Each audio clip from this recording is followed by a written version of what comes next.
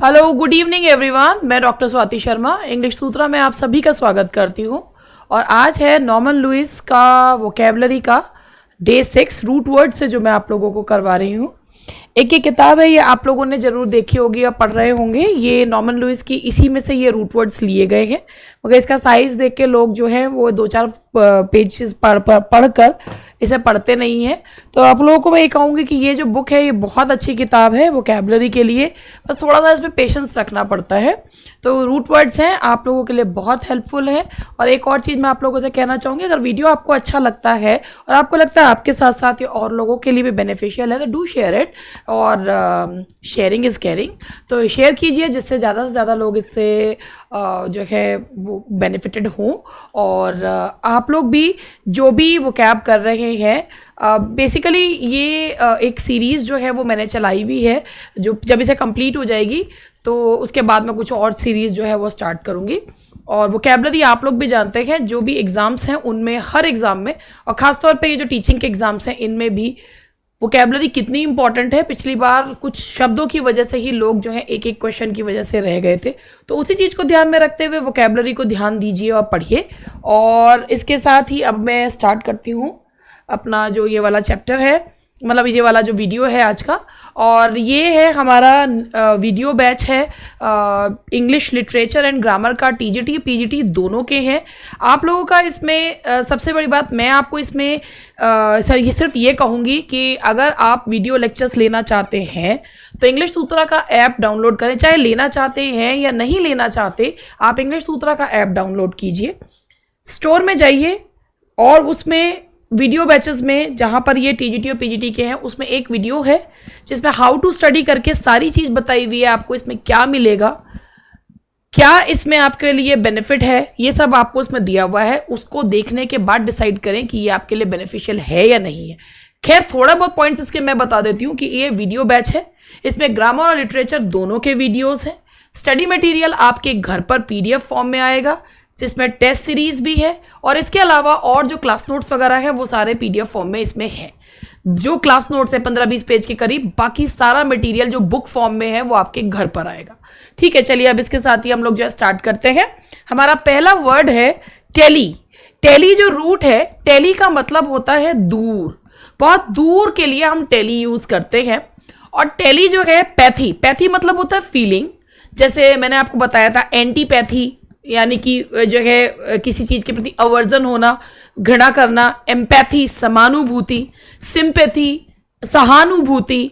Telepathy, tele मतलब दूर, pathy मतलब होता है फीलिंग, यानी कि दूर से भी दो लोगों के बीच में सेम फीलिंग आना, that is telepathy. Same feeling between people, और दूर से सेम फीलिंग का आना, that is telepathy. Now the next word is telephone. Phone मतलब होता है साउंड और टेली मतलब होता है दूर, तो दूर से आवाज, उसे कहते हैं टेलीफोन। टेलीग्राफ, ग्राफ मतलब होता है लिखना, दूर से लिखना, that is telegraph. Telescope, scope मतलब देखना, टेलीस्कोप दूर से एक ऐसा इंस्ट्रूमेंट जो सितारों को देखने के लिए यूज किया जाता है, दूर की चीजों को देखने के लिए, that is telescope. Television, vision means भी होता है दृश्य, दूर के दृश्य देखना, that is television. Now the next word is Greg.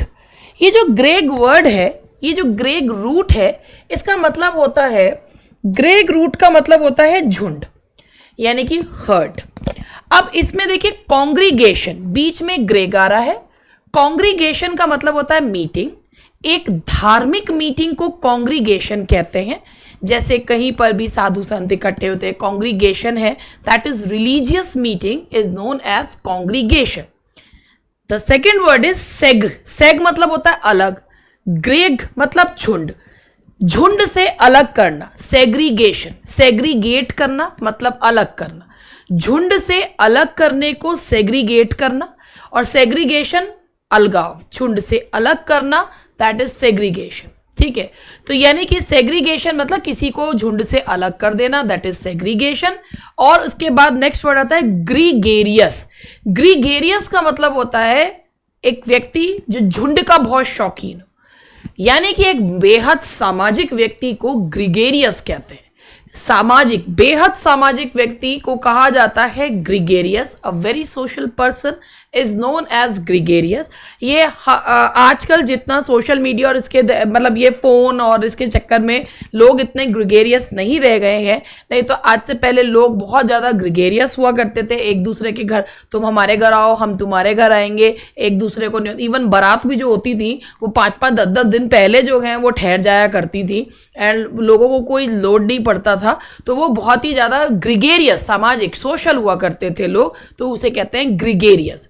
अब जो नेक्स्ट वर्ड है वो है एग्रेजियस।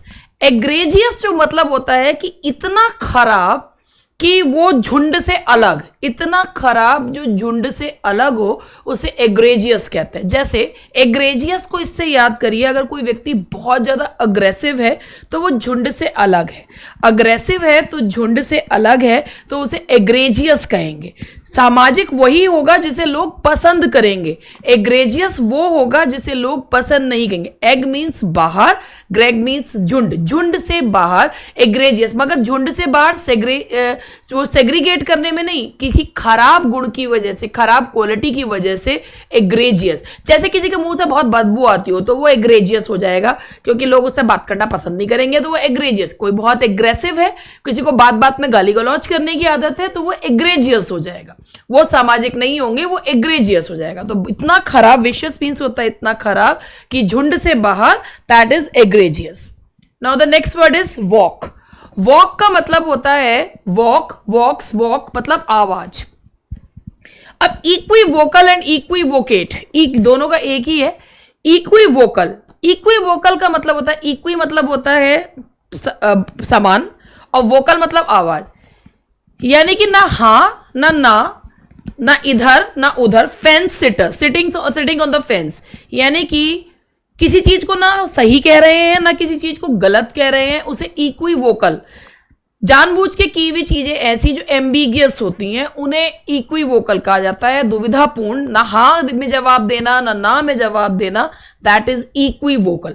इन्हें कहते हैं सिटिंग ऑन द फेंस, यानी कि निर्णय ना ले पाना। इक्वी वोकल का मतलब होता है ना हाँ कहना, हाँ कह के बुरे नहीं बनना, ना कह के बुरे नहीं बनना, उसे इक्वी वोकल कहते हैं।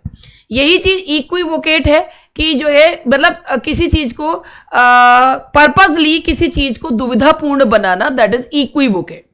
Magna vocate vox, Magnavox radio के लिए है, जिससे जो है आवाज, जोर से आवाज आए। मैग्ना मीन्स बड़ा, वॉक्स मीन्स आवाज, तो जोर से आवाज रेडियो से, उसे मैग्ना वॉक्स कहा जाता है।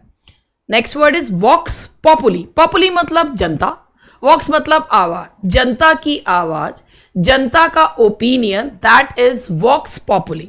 जैसे आप लोगों ने देखा होगा कि जगह जगह पर जो ये न्यूज़ चैनल्स होते हैं वो कहीं पर लोगों को जहाँ पे इकट्ठे होते हैं उनसे किसी ना किसी चीज़ के बारे में ओपिनियन लेते हैं, कि जैसे आपका क्या ओपिनियन है महंगाई के बारे में, पेट्रोल के दाम अगर बढ़ रहे हैं तो उसके बारे में आपका क्या ओपिनियन है। तो ये वॉक्स पॉपुली, जब बहुत सारे लोगों से ओपिनियन लिया जाता है तो उसे क्या कहा जाता है, वॉक्स पॉपुली, यानी कि जनता की आवाज, जनता का opinion. Now the next word is vocation, इसी में है। वोकेशन का मतलब, यहाँ कॉलिंग का मतलब है जब अंदर से आवाज आती है कि यार हम ये बनने के लिए पैदा हुए हैं, हमारे अंदर से किसी काम को करने की जब आवाज आती है, दैट्स वोकेशन। जैसे कि जब अधिकतर जो पेरेंट्स होते हैं वो ये चाहते हैं हमारा बच्चा इंजीनियर बने, डॉक्टर बने, ये दो प्रोफेशन तो हमेशा इन रहते हैं। अब अगर बच्चे की रुचि सिंगिंग में है या पेंटिंग में है, वो अंदर से आवाज आ रही है कि I want to follow this vocation, तो उसे वोकेशन कहा जाता है। जब अंदर से आवाज आती है कि हम ये बनने के लिए पैदा हुए हैं, तो उसे क्या कहा जाता है, वोकेशन, यानी कि अंदर से आवाज आना कि you are meant for this work, that is vocation. Avocation का मतलब होता है केवल टाइम पास के लिए कोई काम करना, अंदर से आवाज नहीं आ रही है, दैट्स जस्ट अ हॉबी, तो उसे क्या कहते हैं, evocation. Now the next word is vociferous. Vociferous का मतलब होता है जोरदार आवाज में अपनी बात को कहना। अब बहुत वोसिफेरस आर्ग्यूमेंट, यानी कि बहुत जोर जोर से, कभी कभी ऐसा होता है कि आप गलत ना होते हुए भी दूसरे की तेज वोसिफेरस आवाज की वजह से दब जाते हैं। अगर कोई जोर जोर से बोलना, जो लोग शांत प्रवृत्ति के होते हैं वो लोग जो है वोसिफेरस, जो टेम्परामेंट वाले जो बहुत जोर जोर से बोलते हैं, उनसे वो लोग घबरा जाते हैं। तो वोसिफेरस का मतलब होता है बहुत तेज आवाज में बोलना और बहुत तेज आवाज करना, दैट इज वोसिफेरस। रिवोक, रिवोक का मतलब होता है जो चीज दी गई थी पहले उसे वापस ले लेना, दैट इज रिवोक। कोई ऑर्डर पास हुआ उसे रिवोक कर लिया गया, यानी कि उसे वापस ले लिया गया। कोई ऑर्डर पास हुआ, जैसे कि अभी मान लीजिए कुछ दिन पहले अगर ये और जो है ऑर्डर पास हो कि अगर लोग हेलमेट नहीं लगाएंगे तो उन पे 10,000 रुपये चालान किया जाएगा, लेकिन लोगों की स्थिति को देखते हुए उसे रिवोक कर लिया जाए। तो रिवोक का मतलब होता है किसी चीज को वापस ले लेना। कन्वोक करने का मतलब होता है लोगों को बुलाना, कॉल टुगेदर, यानी कि इकट्ठा करना, लोगों को बुलाना, दैट इज कॉन्वोक। तो ये था vocation, evocation, vociferous, revoke and convoke. The next word is equi. Equi का मतलब होता है बराबर का। इक्वी वोकल मैंने अभी आपको थोड़ी देर पहले समझाया, ना हाँ ना नहीं है ना, कि जो है भाई ना तो हाँ में जवाब देंगे ना में जवाब देंगे, फेंस सिटर्स, यानी कि दुविधापूर्ण स्थिति उत्पन्न करना, दैट इज इक्वी, यानी कि दुविधापूर्ण स्थिति उत्पन्न करना। Next is equality. इक्वालिटी का मतलब होता है बराबरी। बराबरी को इक्वालिटी कहा जाता है, जो बहुत मुश्किल होता है पाना, इक्वालिटी। इक्वी डिस्टेंट, डिस्टेंट मतलब दूरी, इक्वी मतलब बराबर। किसी बिंदु से अगर सभी दिशाओं में एक जो है एक सी दूरी हो तो उसे इक्वी डिस्टेंट कहते हैं। अगर किसी बिंदु से सभी दिशाओं में समान दूरी हो, that is known as equidistant, समान दूरी, that is equidistant. Equinox, equinox मतलब होता है जब दिन और रात बराबर होते हैं, उसे इक्विनॉक्स कहा जाता है। दिन और रात का बराबर होना, that is equinox. Next one is equanimity. Equanimity मैनिमिटी फीलिंग्स। इक्वेनिमिटी का मतलब होता है कि कुछ मिल गया तो कूदे कूदे नहीं पड़ेंगे, ना मिला तो रो रो के आंसुओं से घर नहीं भर देंगे।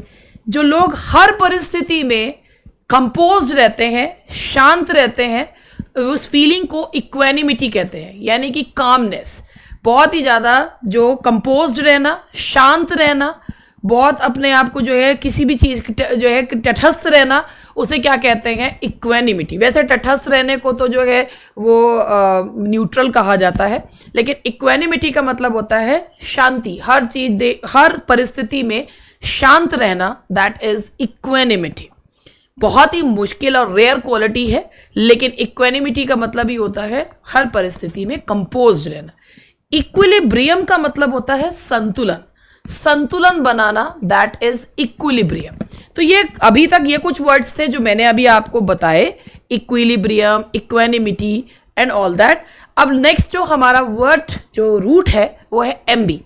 एमबी का मतलब मैंने आपको उस दिन भी बताया था कि, वैसे मैंने आपको बताया था, देखिए मैंने आपको बताया था डेक्स्टर। डेक्स्टर मतलब होता है राइट हैंड, ठीक है।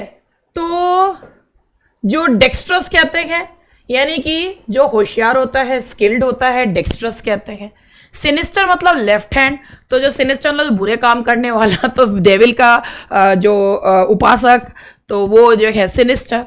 अब एम्बी डेक्स्टर, एम्बी डेक्स्ट्रस का मतलब होता है जो दोनों हाथों से काम कर सके, उसे एम्बी डेक्स्ट्रस कहते हैं, ठीक है। एम्बी वर्ट में मैंने आपको बताया था मुड़ना। इंट्रोवर्ट अंदर की तरफ, एक्सट्रोवर्ट बाहर की तरफ। जो लोग अपनी फीलिंग्स को दबा के रखते हैं, इंट्रोवर्ट। जो लोग अपने खुलकर अपने बातों को कह देते हैं, जो उनके अंदर जो क्वालिटीज है खुल के सबके सामने आती हैं, एक्सट्रोवर्ट। एम्बी का मतलब होता है दोनों, वर्ट मतलब दोनों तरफ मुड़ना। जो परिस्थिति अनुसार एम्बीवर्ट या इंट्रोवर्ट और एक्सट्रोवर्ट दोनों होते हैं, उन्हें एम्बीवर्ट कहते हैं, यानी कि जो अंतर्मुखी और बहिर्मुखी दोनों होते हैं, उन्हें एम्बीवर्ट कहा जाता है। The next one is ambiguity. Ambiguity का मतलब होता है एक्सीडेंटली डबल मीनिंग, जो है डबल एंटेंडर, यानी कि एक ऐसी शब्द आ जाना कि एम्बिगियस, दुविधापूर्ण, या जिसका मीनिंग ना समझ में आए। जैसे कि अगर मैं आपको इसके एग्जांपल दूं, तो अगर इसमें आए कि एम्बिगिटी इस तरीके से है कि अगर आप यहां पर, मैं आपको पंचुएशन मार्क्स में बताती हूं, लेट्स ईट ग्रैंडमा। आप इसमें ये देखिए, लेट्स ईट ग्रैंडमा। अब ये एम्बिगियस स्टेटमेंट है, आओ ग्रैंडमा को खाएं, एक कॉमा लगा दीजिए, ये एम्बिगियस स्टेटमेंट बिल्कुल सही हो जाएगा, लेट्स ईट, आओ खाना खाएं ग्रैंडमा। तो अगर ये कॉमा नहीं था तो यहां पर ये एम्बिगियस, यानी कि एक दुविधा पर है, भाई बहुत खतरनाक लोग हैं अपनी ग्रैंडमा को ही खा रहे हैं, तो ये एम्बिगियस स्टेटमेंट है। इसी तरीके से एक प्रेपोजिशन वाला एक एग्जांपल आपको देती हूं, आई एम होम, मैं घर हूं, यानी कि आप घर हैं, यानी कि आप ईंट पत्थर के बने हुए हैं। या आपने अपने घर में ये जरूर सुना होगा अपने घर में, या आप भी बोलते होंगे, अगर आप अपने बच्चों से बात करें, तुम्हें आलू का पराठा बना दूं, तो तुम किसी को आलू का पराठा क्यों बनाओ, तुम्हारे लिए आलू का पराठा बनाओ, लेकिन किसी को आलू का पराठा मत बनाओ, जादूगर ना बनो कि जो है किसी को आलू का पराठा बना दो। ये एम्बिगियस स्टेटमेंट्स होते हैं, जो दुविधापूर्ण स्टेटमेंट होते हैं कि कहने का मतलब है क्या और कह रहे हैं क्या, तो एक डबल जो है एंटेंड्रे हो जाता है, दैट इज एम्बिगियस। एम्बिवेलेंट, एम्बिवेलेंट का मतलब होता है क्या करूं क्या ना करूं, करूं या ना करूं, इन अ फिक्स, कंफ्यूजन की स्थिति में होना, निर्णय ना ले पाना, इन अ फिक्स, पसोपेश की स्थिति में होने को कहते हैं एम्बिवेलेंट। एम्बिट, एम्बिट का मतलब होता है वो केंद्र बिंदु जिससे सभी चीजों को कंट्रोल किया जाता है, उसे एम्बिट कहा जाता है। केंद्र बिंदु जिसके पास पावर होती है उसे एम्बिट कहा जाता है। एम्बियंस, एम्बियंस का मतलब होता है माहौल, जैसे हम कहते हैं कि भाई इस रेस्टोरेंट का एम्बियंस बहुत अच्छा है, यानी कि इस रेस्टोरेंट का एम्बियंस, माहौल जो है वो बहुत अच्छा है। तो एम्बियंस का मतलब होता है सराउंडिंग्स, एनवायरमेंट, दैट इज माहौल को एम्बियंस कहते हैं। Now next word is scribe. Scribe का जो मीनिंग है लिखना। पहला वर्ड इज स्क्राइब। स्क्राइब का अगर आप यहां पर है, स्क्राइब का a person who rights documents, एक व्यक्ति जो डॉक्यूमेंट्स को देखकर लिखता है उसे भी स्क्राइब कहा जाता है। इसके अलावा स्क्राइब उसे भी कहते हैं जो फिजिकली चैलेंज लोग होते हैं, अगर वो अपने साथ किसी व्यक्ति को लिखने के लिए ले जाते हैं तो उसे भी स्क्राइब कहा जाता है। इसके अलावा एक पॉइंटेड इंस्ट्रूमेंट से लाइंस खींचने को भी क्या कहा जाता है, स्क्राइब कहा जाता है, यानी कि लिखना, that is scribe. Scribble, scribble का मतलब होता है जल्दी जल्दी लिखना, स्क्रॉल करना जल्दी जल्दी। जब किसी कोई बोल रहा है और हम नोट्स लेते हैं तो उसे स्क्रिबल करना जो है वो कहा जाता है। नाउ इंस्क्राइब का मतलब होता है, जैसे इंस्क्राइब का मतलब होता है जो है उकेरना, खोदना, जो किसी चीज पे उकेरना कहते हैं, वैसे हिंदी का शब्द है उकेरना। जैसे अगर हम कोई पेंडेंट बनवाते हैं तो उस पर किसी का नाम जो है वो लिखवा रहे हैं तो उसे क्या कहते हैं, इंस्क्राइब करना। ऑटोग्राफ करना, किसी का नाम जो है लिखवाना। अगर कोई किसी को गिफ्ट दे रहे हैं तो उस पर नाम जो है वो उकेरना, और तो उसे क्या कहा जाता है, that is known as inscribe. And this word is proscribe. ये दो वर्ड्स हैं, प्रोस्क्राइब एंड प्रिस्क्राइब। देखिए दोनों में ओ और ई के फर्क है और बहुत फर्क है। प्रोस्क्राइब का मतलब होता है जब डॉक्टर्स किसी चीज को से साफ मना कर देते हैं कि ये बहुत ही चीज जो है वो पर्निशियस है, बहुत खतरनाक है, चीज जो है वो बिल्कुल प्रॉहिबिट, किसी चीज को निषेध कर देना, दैट इज प्रोस्क्राइब करना। जैसे अगर किसी को हाई बीपी की प्रॉब्लम है तो डॉक्टर सॉल्ट को प्रोस्क्राइब करेंगे, प्रिस्क्राइब नहीं करेंगे, प्रोस्क्राइब करेंगे। किसको, सॉल्ट को प्रोस्क्राइब कर देंगे।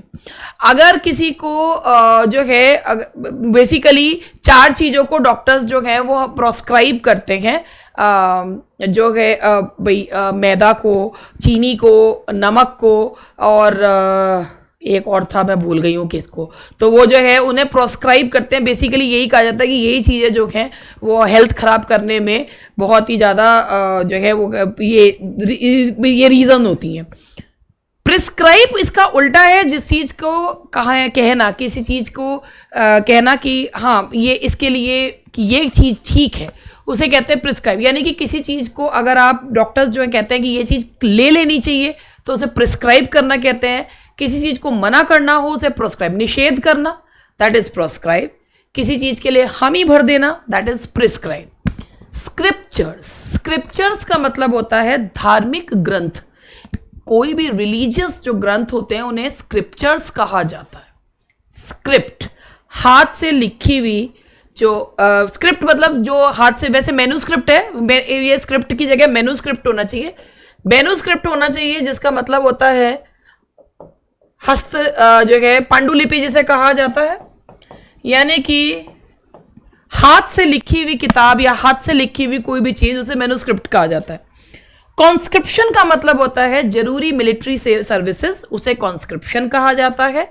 सरकमस्क्राइब का मतलब होता है कन्फाइन कर देना, रेस्ट्रिक्ट कर देना, रोक देने को कहा जाता है सरकमस्क्राइब। सरकमस्क्राइब यानी कि किसी चीज को रोक देना, किसी चीज में पे रोक लगा देने को क्या कहा जाता है? Circumscribe. The next word is via. Via का मतलब होता है के रास्ते से, के रास्ते से। वाया मतलब के रास्ते से, कि भाई अगर हम कहीं पे जा रहे हैं तो वाया हापुड़ आएंगे या वाया बागपत आएंगे, तो उसे जो है के रास्ते से कहा जाएगा। ऑब्वियस का मतलब होता है कि कोई चीज जो बट नेचुरल है होगी ही। अगर मैं आपसे ये कहूं कि जो लोग जो टीजीटी पीजीटी की तैयारी कर रहे हैं, वो लोगों को ग्रामर की बेसिक नॉलेज ऑब्वियस है होगी ही, यानी कि जो है बट नेचुरल है कि वो होगी ही। कॉन्स्पिक्यूअस अपेरेंट, ये चीज जो है स्पष्ट है कि होगी ही, एविडेंट है, ओवर्ट है, कि सबका मतलब होता है स्पष्ट रूप से होगी ही होगी। Now the next word is obviate का मतलब होता है किसी चीज को होने से रोकना, किसी चीज को घटना घटने से पहले ही रोक देना, that is obviate. Now the next word is मिलिट्रिस। मिलिट्रिस का मतलब होता है फाइटिंग मैन, यानी कि लड़ने वाले लोगों से, यानी एनिमीज से लड़ना या लड़ने वाले लड़ाकों के से संबंधित मिलिट्रिस। मिलिटेट का मतलब होता है फाइट अगेंस्ट, किसी के विरुद्ध लड़ना, मिलिटेट। मिलिटेंट्स जो होता है वो उग्रवादियों को भी कहते हैं, लड़ाकों को कहा जाता है बेलिजरेंट, यानी कि लड़ाकू को बोला जाता है मिलिटेंट। मिलिट्री, अपने देश के दुश्मनों से बचाव के लिए से लड़ने वालों को मिलिट्री यानी कि आर्म्ड फोर्सेस कहा जाता है। मेल, मेल का मतलब होता है खराब। मेलाइन, मेलाइन का मतलब होता है बेहद खराब, हार्मफुल, घृणास्पद, दैट इज मेलाइन। यानी कि जैसे अगर आप मेलाइन जो है अगर आप ये कहते हैं कि भाई हर चीज का एक मेलाइन इंपैक्ट, भाई अति हर चीज की बुरी होती है। अगर हम ये कहें कि सोशल मीडिया का भी जो मेलाइन जो इम्पैक्ट है वो मेलाइन जो इम्पैक्ट है वो पर, जैसे अभी वो वीडियो गेम था जो बैन हुआ, जो लोग ब्लू व्हेल जो खेला करते थे, वो एक बहुत ही मेलाइन गेम था, बहुत ही खराब गेम था। मेलाइनेंट का मतलब भी होता है कैंसरस, बेहद खराब, उसे मेलाइनेंट कहते हैं। The next word is malediction. ये बेनेडिक्शन का उल्टा है। बेनेडिक्शन मीन्स होता है बून, यानी कि वरदान। मेलेडिक्शन का मतलब होता है कर्स, बेन, यानी कि कोई चीज जो श्राप को बोला जाता है मेलेडिक्शन। बेनेडिक्शन इसका ऑपोजिट है वरदान, दैट इज बेनेडिक्शन। मेलेडिक्शन यानी कि कर्स, ठीक है। मेलेफिशिएंट, मेलेफिशिएंट का मतलब होता है कोई ऐसी चीज जो बहुत ज्यादा नुकसान पहुंचाती है, उसे मेलेफिशिएंट कहा जाता है। कहीं पर भी जो वर्ड मेल आ रहा है तो वो नुकसान पहुंचाने के लिए यूज किया जाता है, मेलेफिशिएंट। मेलेवलेंट, मेलेवलेंट का मतलब होता है, देखिए एक होता है बेनेवलेंट यानी कि जो परोपकारी होता है। मेलेवलेंट का मतलब होता है बहुत ही जो एक ऐसा व्यक्ति जो बहुत ही ज्यादा खराब हो, इल टेम्पर्ड हो, उसे मेलेवलेंट कहेंगे। मेलेवलेंट का उल्टा क्या होगा? बेनेवलेंट, परोपकारी। मेलेवलेंट जो बहुत ही ज्यादा बुरा व्यक्ति होगा उसे क्या कहेगा? जो भिखारी के कटोरे में से भी पैसे जो है उठा के भाग जाए वो मेलेवलेंट होगा। तो और जो है जो दूसरे की मदद करे वो बेनेवलेंट होगा। मेल अड्रॉइट, अड्रॉइट जो वर्ड मैंने आपको बताया था, अड्रॉइट का मतलब होता है स्किल्ड। अड्रॉइट का मतलब होता है कुशल या स्किल्ड। उसके आगे हमने लगा दिया मेल, तो मेल अड्रॉइट का मतलब हो गया कि जिसको कोई काम करना ही ना या तो अनस्किल्ड। अनस्किल्ड को कहा जाता है मेल अड्रॉइट, यानी कि जो अपने काम में बिल्कुल भी कुशल ना हो, दैट इज मेल अड्रॉइट। मेलाइस का मतलब होता है बीमारी। बीमारी को मेलाइस कहते हैं, पर मेलोडी ज्यादा खाने से दांत की मेलाइस हो जाती है, तो मेलाइस मतलब बीमारी, बीमारी को बोला जाता है मेलाइस। और बेन, बेन मैंने अभी आपको बताया था, मेल बुरा तो बेन अच्छा, अच्छे पे खत्म कर रहे हैं, बिनाइन। बिनाइन का मतलब होता है दयालु, बिनाइन प्रेजेंस, यानी कि अपनी दयालुतापूर्ण जो है अपनी व्यक्तित्व, बिनाइन यानी कि दयालुता, बिनाइनेंट, ग्रेशियस, दयालु। बेनेडिक्शन यानी अभी मैंने आपको बताया था, मेलेडिक्शन इसका ऑपोजिट है। बेनेडिक्शन का मतलब होता है बून, वरदान, ठीक है, दैट इज बेनेडिक्शन। बेनिफिशियंट यानी कि बहुत ही ज्यादा लाभकारी, दैट इज बेनिफिशियंट। मेलेफिशियंट बहुत ही ज्यादा खराब, हानिकारक, मेलेफिशियंट। बेनिफिशियंट बहुत ही ज्यादा जो है, जो बहुत ही आपके लिए हेल्पफुल हो, जैसे कि वो कैब रोज अच्छे से पढ़ना और हर 3-4 दिन बाद रिवाइज करना बहुत बेनिफिशियंट है। वो काप पे ध्यान ना देना, केवल लिटरेचर पढ़ते रहना या सिर्फ ग्रामर की कुछ पॉइंट्स पढ़ लेना, दैट इज मेलेफिशिएंट, उससे एग्जाम नहीं निकलता, ठीक है जी। तो इसी के साथ हम अपना, नहीं अभी ये वर्ड है बेनेवलेंट। बेनेवलेंट का मतलब होता है परोपकारी, परोपकारी को बोला जाता है बेनेवलेंट। मेलेवलेंट जो व्यक्ति मैंने अभी बताया था, भिखारी के कटोरे में से भी पैसे उठा के भाग जाए, मेलेवलेंट। बेनेफेक्टर, बेनेफेक्टर का मतलब होता है जो किसी की मदद करने वाला हो, बेनेफेक्टर उसे कहते हैं, जो दूसरों की मदद करने वाला, दैट इज बेनेफेक्टर। और बेनिफिट का मतलब होता है लाभ, बेनिफिट। जैसे वो कैब याद करने के बहुत सारे बेनिफिट्स हैं, वो आपको बाद में पता चलेंगे जब आप एग्जाम में बैठेंगे। So that's all for today, आज के लिए इतना ही, मिलते हैं कल। Bye bye and take care, good night.